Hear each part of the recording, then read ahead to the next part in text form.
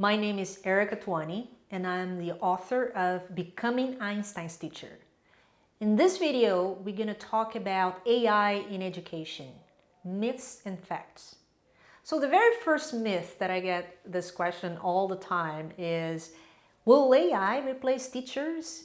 So when we think about AI in education, we imagine those robots in front of a classroom teaching children, and they're excited and learning and paying attention, right? And then they'll be much more effective.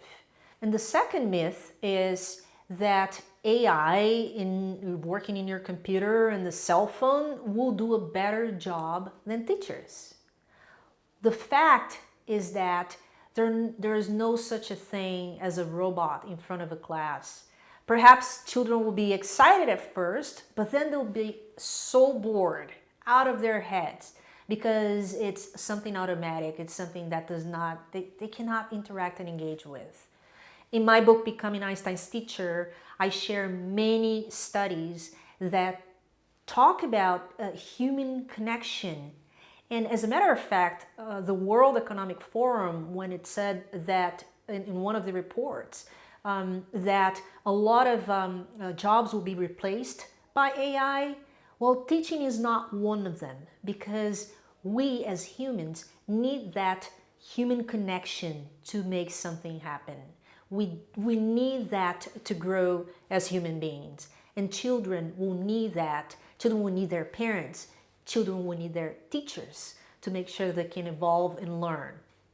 The second myth is, how about all those programs? Because we see such an evolution in education technology, right? So many programs, so many apps that help your children learn better. So will AI get embedded in that and allow children to learn faster and better and be more effective? So most of the apps and programs that exist today use something called adaptive learning. What is that?